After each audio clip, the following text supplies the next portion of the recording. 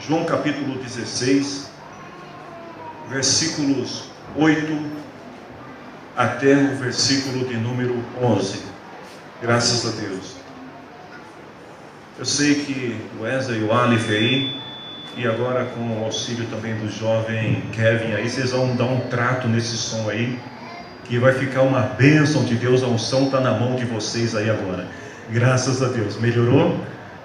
João capítulo 16, versículo 8 até o 11, diz assim: Quando o auxiliador vier, ele convencerá as pessoas do mundo de que elas têm uma ideia errada a respeito do pecado, do que é direito e justo e também do julgamento de Deus. As pessoas do mundo estão erradas a respeito do pecado, porque não creem em mim. Estão erradas a respeito do que é direito e justo, porque eu vou para o meu Pai e vocês não vão me ver mais. E também estão erradas a respeito do julgamento, porque aquele que manda neste mundo já está julgado. Em nome do Senhor Jesus, toda a honra e glória ao teu nome, Senhor. Nós te louvamos sempre, ó Pai eterno. Obrigado pela tua palavra que acabamos de ler. Obrigado, Deus, por esta noite tão linda e tão abençoada que o Senhor concede ao teu povo nesta casa. A minha oração neste momento, Deus, é para que o teu Espírito Santo traga sobre mim a inspiração que vem dos céus, que o teu Espírito Santo possa ungir as palavras que irei reproduzir nesta noite, e também ungir, Senhor, as nossas vidas, as nossas mentes e corações, para que possamos receber a tua palavra.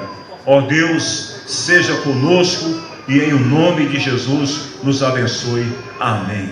Tomemos assento. Graças a Deus.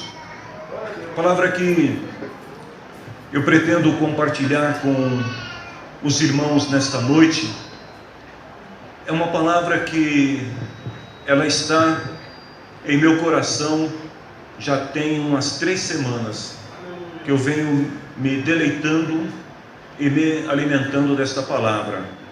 Mas o interessante é que todas as vezes que eu me propus a sentar e começar a esboçar esta palavra, parece que aconteceu alguma coisa e eu não conseguia concluir o raciocínio. Aí eu às vezes ia deitar e ficava pensando, meditando um pouco sobre esta palavra, principalmente o versículo 8, quando Jesus fala que o Espírito Santo, ele virá com o poder de convencer as pessoas do mundo acerca do pecado, da justiça e do juízo. Notem, queridos irmãos, que Jesus, se a gente lê os versículos anteriores, ele estava instruindo os seus seguidores sobre tempos de perseguição que viria sobre eles. Jesus está alertando principalmente os seus discípulos que depois da sua morte, muitos deles seriam perseguidos e seriam mortos por fazer a vontade de Deus. Alguns seriam expulsos dos templos, das sinagogas, e Jesus disse mais adiante que algumas pessoas não somente iriam persegui-los, mas até mesmo matá-los, e fariam isso com prazer, achando que estavam fazendo um serviço para Deus. Na verdade, a palavra que Jesus está dizendo aqui, ela fala sobre perseguição religiosa por religiosos que defendem a mesma fé. Eu diria que esta palavra, ela tem muita semelhança com aquilo que nós vivemos em nossos dias atuais. Se nós observarmos, e para isso não precisa tanta atenção assim, nós vamos ver cristãos perseguindo cristãos. Nós vamos ver cristãos acusando-se mutuamente uns aos outros. Nós vamos ver cristãos expulsando outros das igrejas, convencidos de que eles são os únicos que estão certos. Na verdade, o que a gente observa, e hoje nós estamos aqui diante da mesa do Senhor para celebrar a nossa comunhão, que há muito engano entre os cristãos. A ausência do Espírito Santo na igreja, porque diga-se de passagem que em muitos lugares o Espírito Santo já não é invocado, já não é venerado, não é adorado, não é desejado como as Escrituras ensinam. Então a ausência do Espírito Santo, ela tem gerado uma religiosidade camuflada pelas boas obras e pela aparência.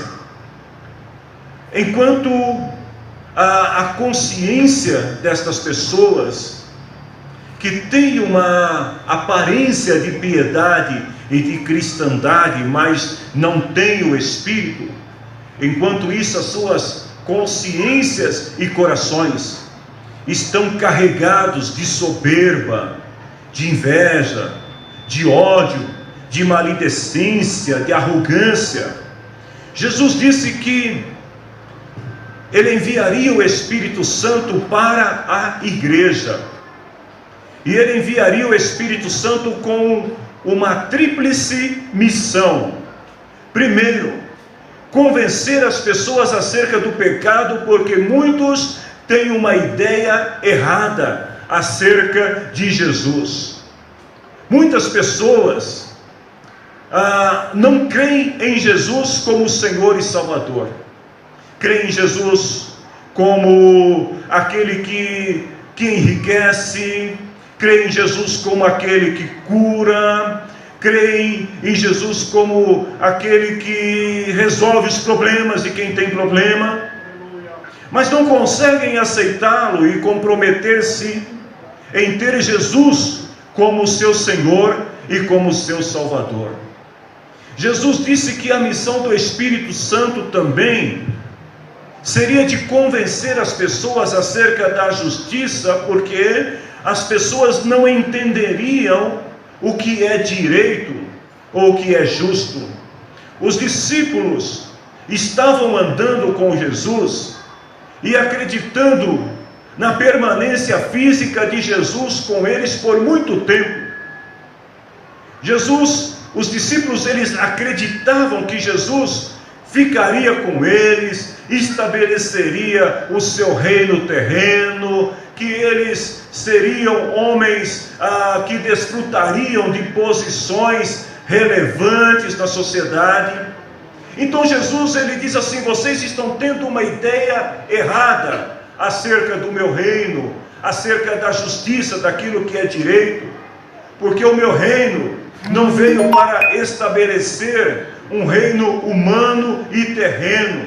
O meu reino veio para justificar pecadores, veio para trazer e reconduzir os homens de volta à comunhão com Deus. E aí vem a terceira missão do Espírito Santo, que diz acerca do juízo.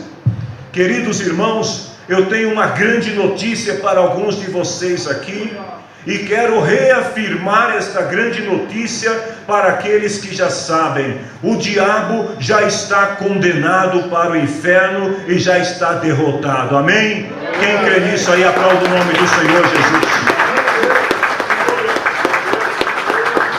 Quando Jesus fala que o Espírito Santo vai convencer as pessoas acerca do juízo, ele deixa bem claro que o diabo já foi condenado.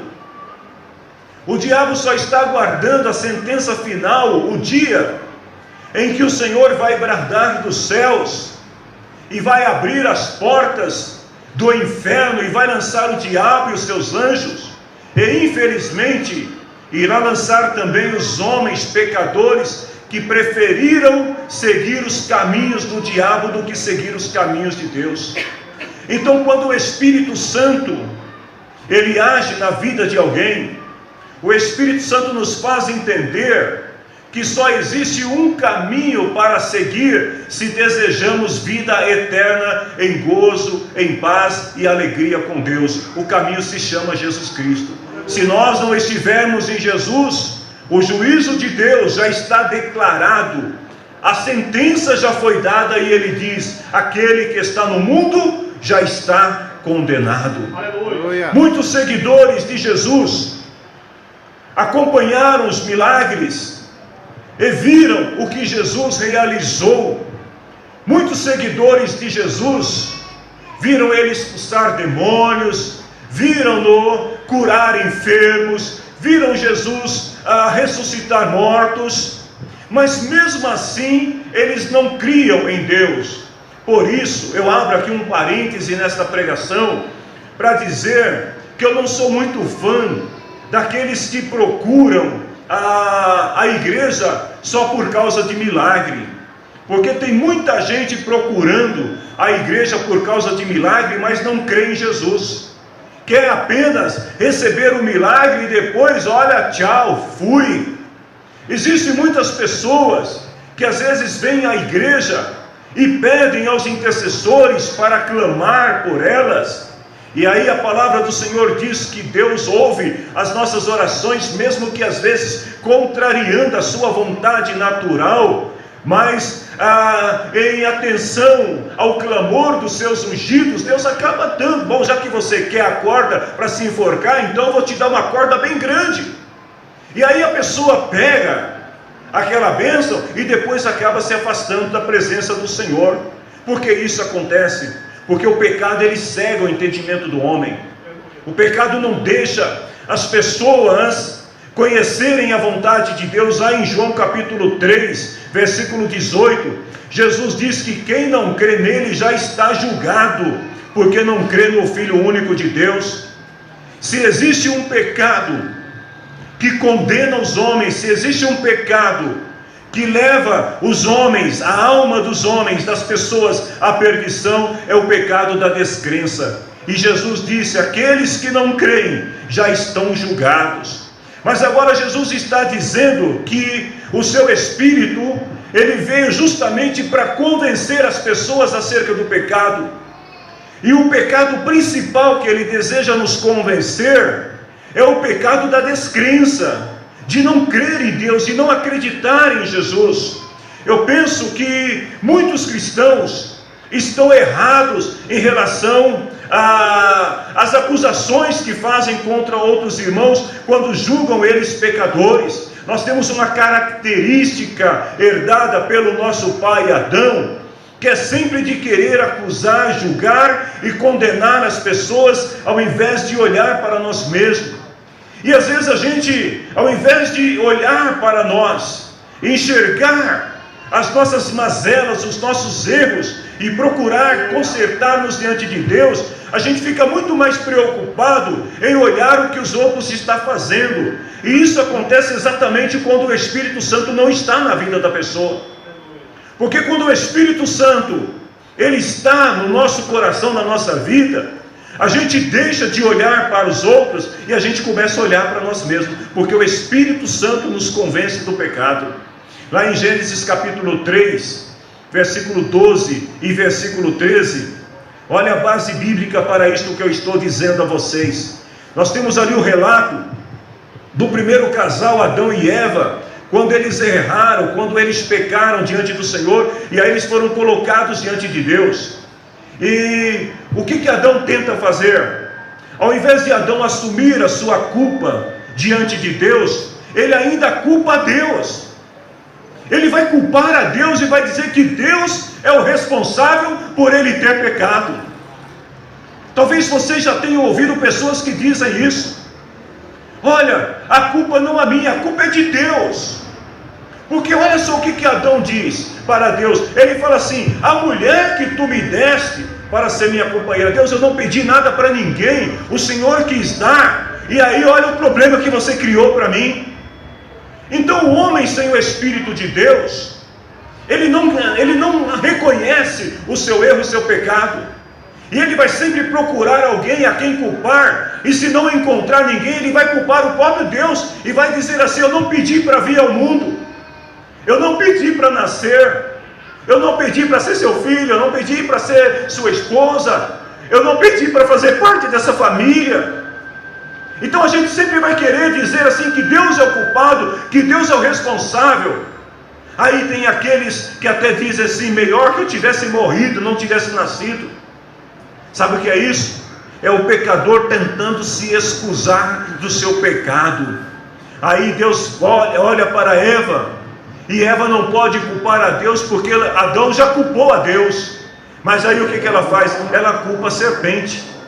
A serpente que representa o mundo animal, que representa a natureza aqui, ou seja, as circunstâncias. Então ela não podendo culpar a Deus, porque Adão já disse: Deus, a culpa é sua. Agora ela diz assim para Deus: olha Deus, a culpa também não é minha.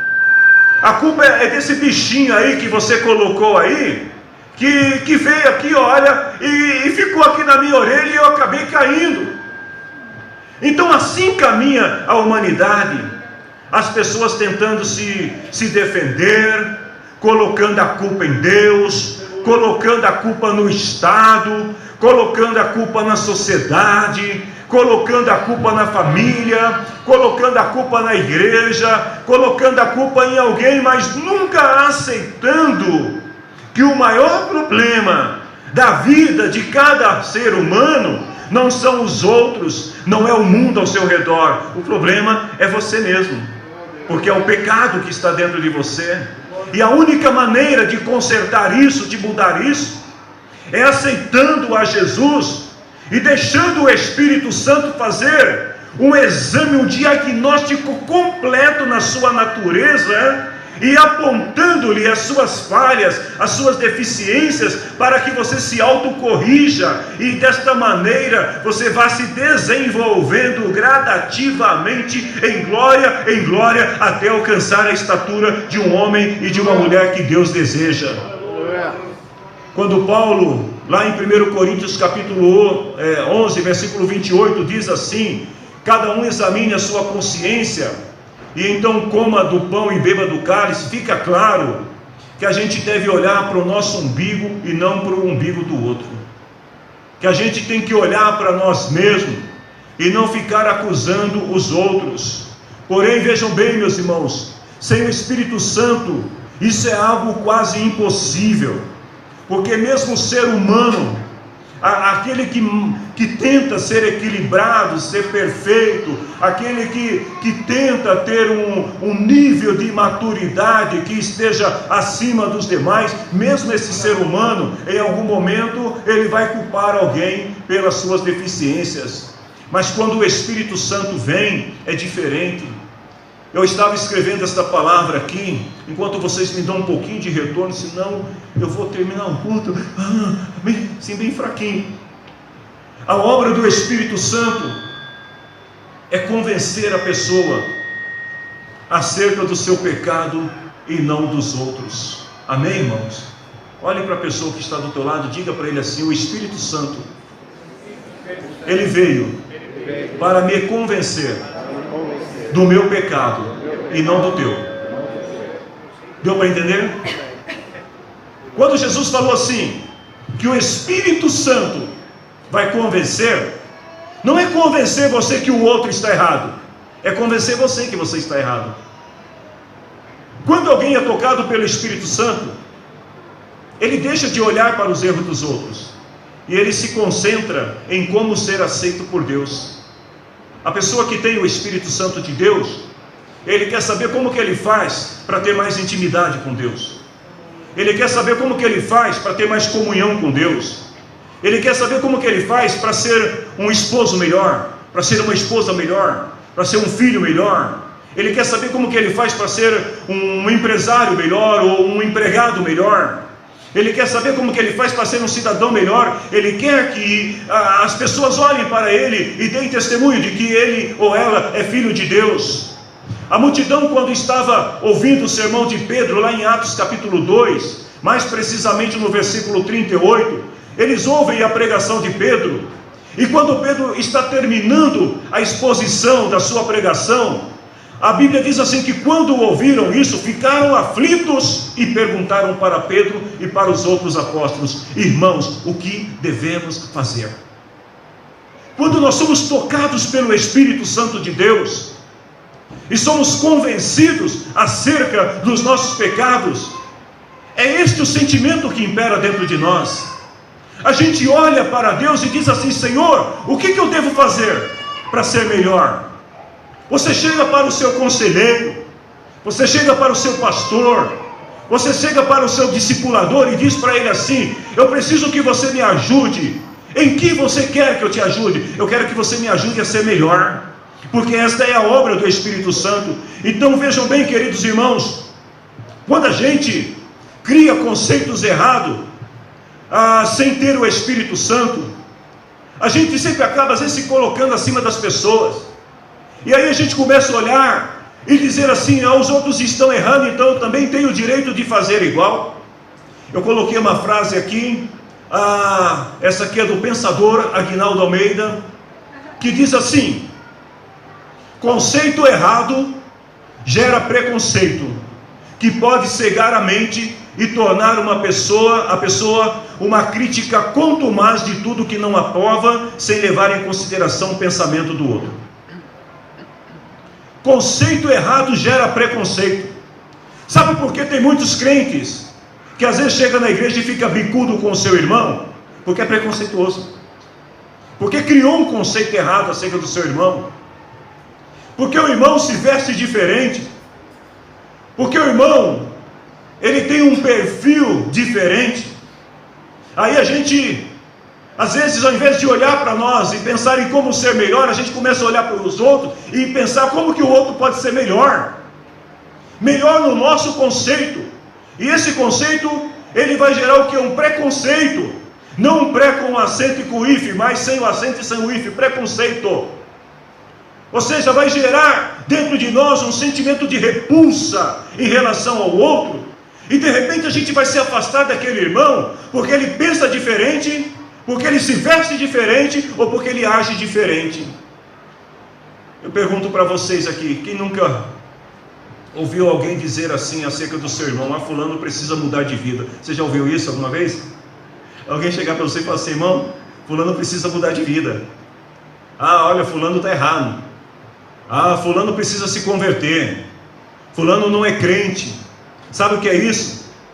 É a gente querendo agir como juiz dos nossos irmãos e tentando olhar para a deficiência do nosso irmão, quando na verdade a gente deveria olhar para as nossas primeiro. Tem outros que chegam para os irmãos, principalmente os mais novos na fé, e como sofrem crentes mais novos na fé. Irmãos, eu quero dizer aqui para os mais novos na fé que estão aqui nesta igreja, que nós acolhemos vocês com muito carinho, e se alguém perturbar você, me procura em nome do Senhor Jesus e fala: pastor, olha, estão me perturbando, porque eu vou orar com você.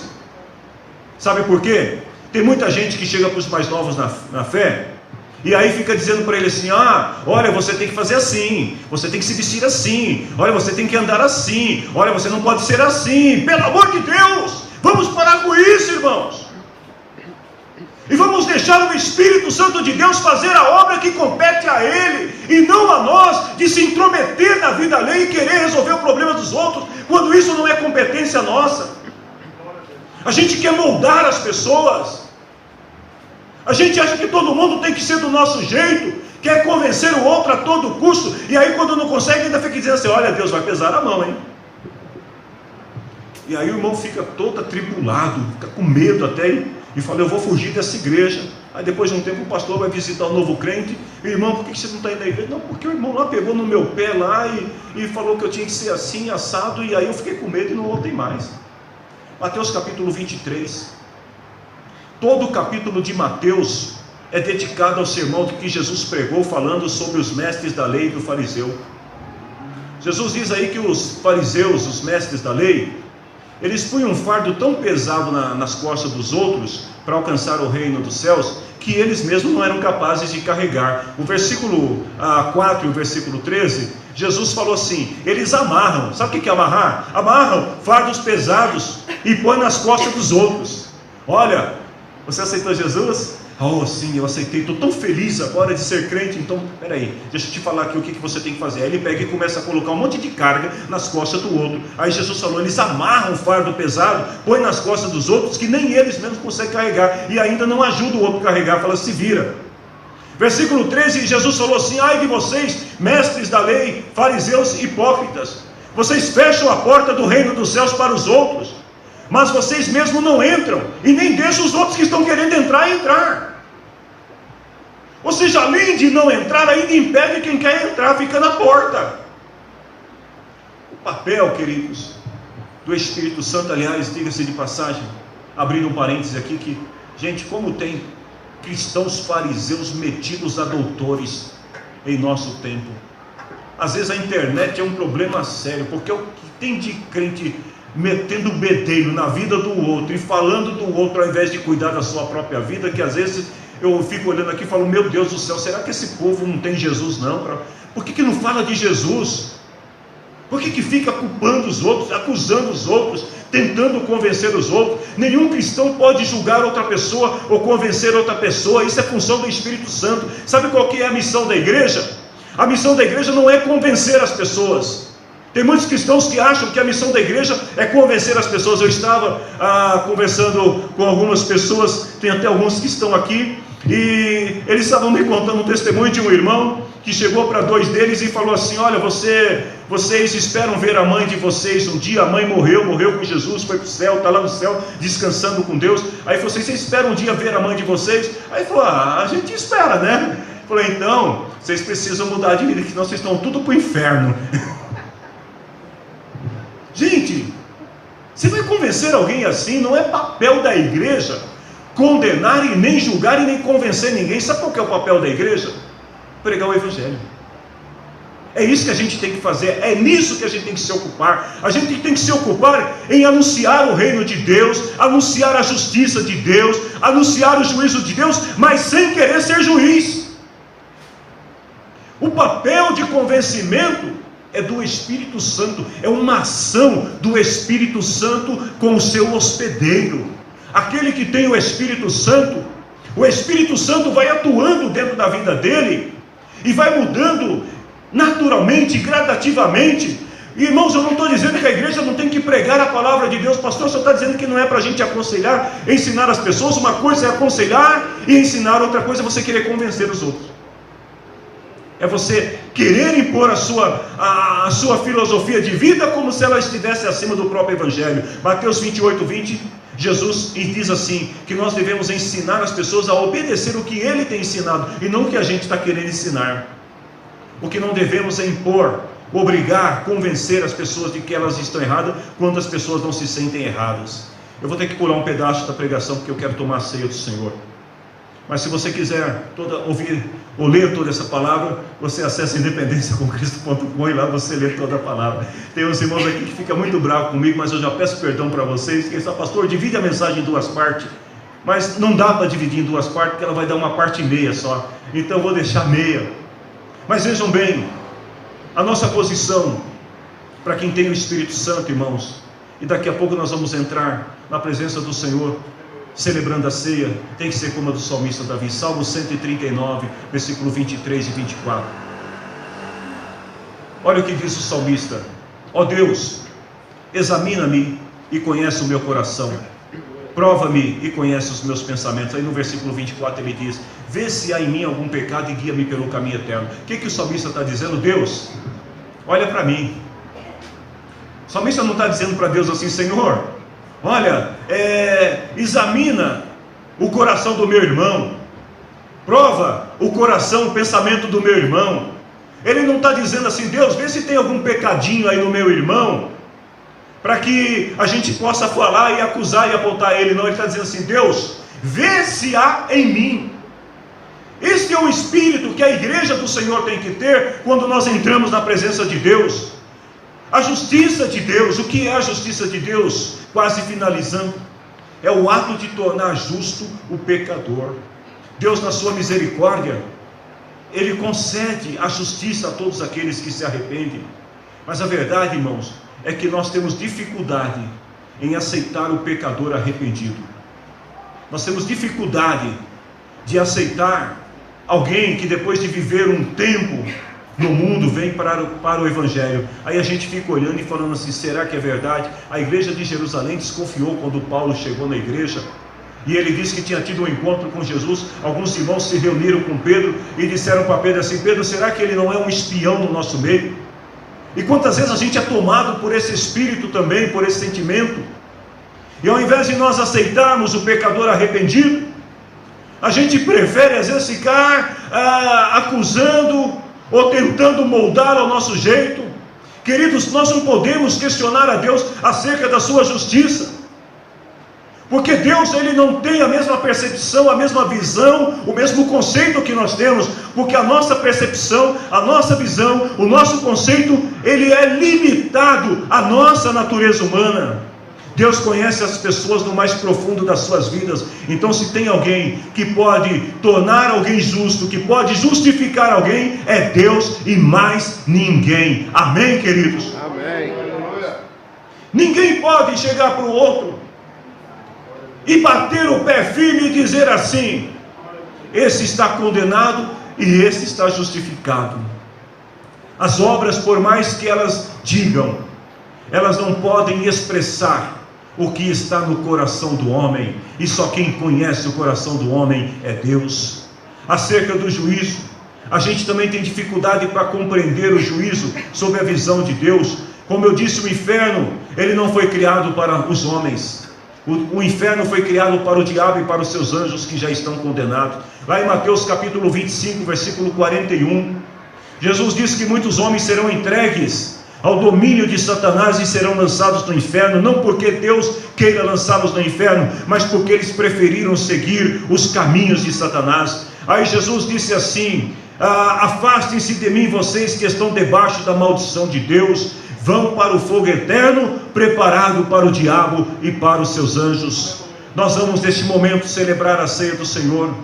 Sabe, queridos, uma coisa que eu quero pedir ao Senhor nesta noite, e se você concordar comigo depois que eu lhe disser, eu gostaria que você ficasse em pé e nós orássemos ao Senhor. Mas eu quero pedir ao Senhor que Ele derrame o Espírito Santo na sua plenitude sobre a nossa vida. Que o Espírito Santo tenha liberdade para agir na vida de cada um de nós, para afastar de nós, mudar a nossa maneira da gente agir, a maneira da gente ver as coisas, a maneira da gente pensar e até mesmo de falar. Quantas vezes nós erramos naquilo que pensamos, ou naquilo que nós falamos, ou na maneira como agimos, mas que a gente seja capaz, pelo Espírito Santo, de compreender o pecado, a justiça e o juízo sob a visão de Deus. Se você crê também nesta palavra, então se coloque em pé e vamos... Levante a sua mão aos céus assim.